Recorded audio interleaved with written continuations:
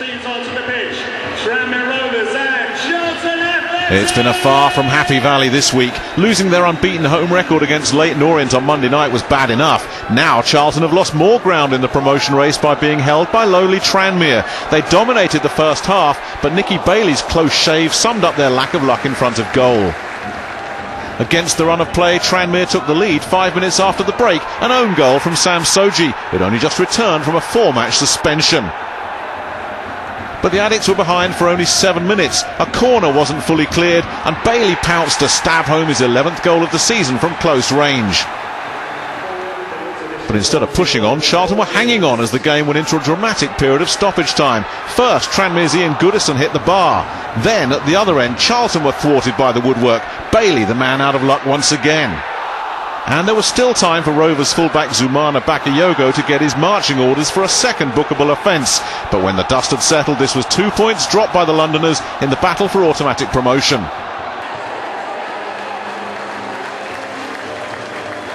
A tense relegation 6-pointer at Prenton Park, and it was visitors Oldham who came away with a vital victory in their battle to avoid the drop. Pavel Abbott is the only Oldham player to find the net in 2010, and that remains the case after he glanced home his 8th of the season. But with heavy fog rolling in from the Mersey, Tranmere did everything but level. Charlie Barnett ran at the Latics defence before crossing for fellow substitute Marvin Sordell to force a superb double save from keeper Dean Brill. And then saving from Paul Heffernan. Tranmere won at Gillingham. Ian Thomas Moore with the winner at the Priestfield Stadium. Rovers got off to the worst possible start when Zumana Bakayoko conceded this needless penalty, Scott Vernon converting the spot kick. But in the second half, Ian Goodison's close-range effort secured a 1-1 draw for Tranmere, and but for a fine save by Steve Mildenhall, Ian Thomas Moore would surely have pinched all 3 points for Rovers.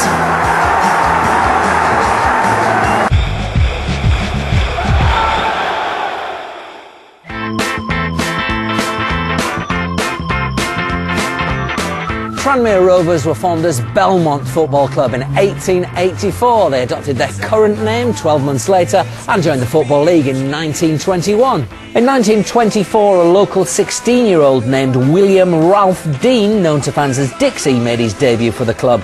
After scoring 27 goals in 30 games, he was transferred to Everton for £3,000, where he went on to score a Football League record 60 goals in one season. Tranmere themselves are involved in the Football League's highest scoring game, beating Oldham 13-4 on Boxing Day 1935 when Robert Bunny Bell scored 9 goals with that very ball. And he missed a penalty. And a Tranmere player holds the record for the most consecutive appearances for an English club. Harold Bell clocking up 459 in a row between 1946 and 1955. It wasn't until the late 1980s and early 1990s that the club enjoyed their most successful spell under manager John King. Striker John Aldridge played a big part in that success, scoring 174 goals in 294 appearances. In 1996 he became player manager and 4 years later led them to the League Cup final. That appearance meant Tranmere were the last Merseyside club to play at the old Wembley Stadium. And Prenton Park, which has been the club's home since 1912, is known for being a ground where the stands are so close to the pitch that in 1979 pensioner Charlie Lindsay whacked the visiting Bournemouth goalkeeper with his walking stick because of his time wasting, before being ejected from the ground.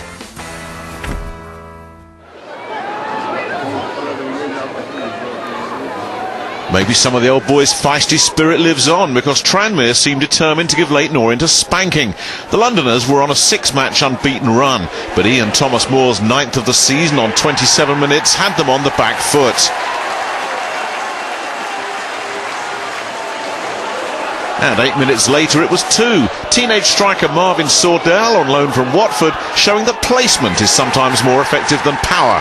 Sordell's first ever league goal. That's how it stayed until 4 minutes from time. Rovers failed to clear their lines and were punished when Jonathan Tehue rolled one in. But Rovers deservedly held on. Les Parry's men definitely on the up. Huddersfield remain in the final playoff spot after beating Tranmere 2-0.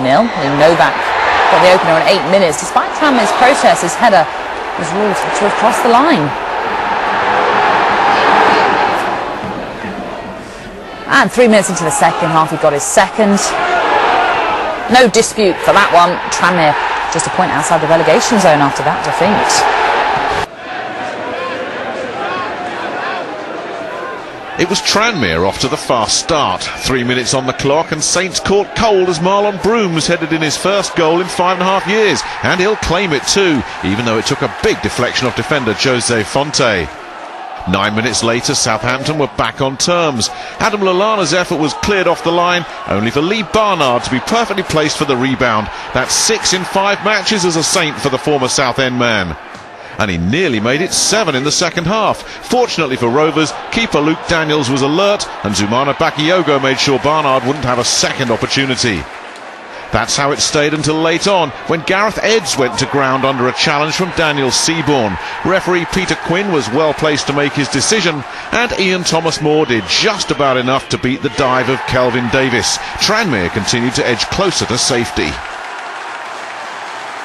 Leeds are just 4 points behind League One leaders Norwich after beating Tranmere 4-1 at Prenton Park. Leeds took the lead on 9 minutes. Robert Snodgrass put Simon Grayson's side in front. With that, Leeds were awarded a penalty after Gary McSheffrey was brought down. Jermaine Beckford scored. Tranmere pulled a goal back on 19 minutes. Leeds failed to clear. John Welsh made them pay.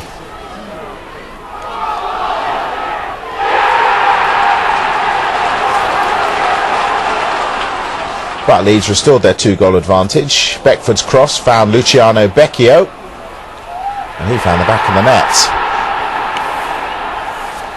And it was 4-1 on 65 minutes. Colin Doyle's long ball went straight to Beckford, and that's a beautiful finish.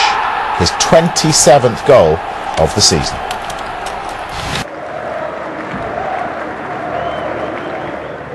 Bristol Rovers manager Paul Trollope picked up the award for Performance of the Week after their 4-0 win at Swindon last Saturday, but it was far from that today.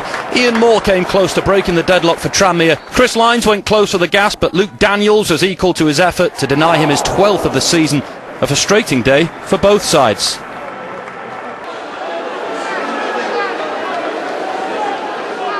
A damp and miserable night on Merseyside wasn't enlivened by the quality of football on offer. Tranmere had the better chances, including this one spurned by Paul McLaren. Hartlepool had lost 9 in a row on their travels, so a point represents progress. But it could have been all 3 had Roy O'Donovan profited from Ian Goodison's error. Fortunately for the Rovers defender, Luke Daniels managed to spare his blushes. All in all, a washout on the Wirral.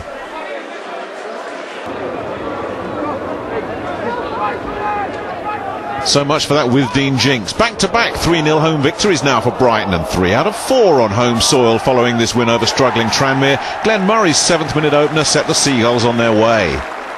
Prior to their recent revival, Albion had gone 9 league matches without a home win. But once Andrew Crofts doubled the advantage on the half hour, this was destined to be another afternoon of home comfort.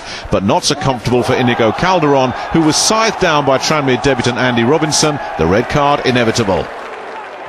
And another debutant, Ashley Barnes, left his mark on proceedings too. The Plymouth loanee finished off the scoring 9 minutes from time. Brighton's relegation worries a distant memory now. Gus Poyet's appointment back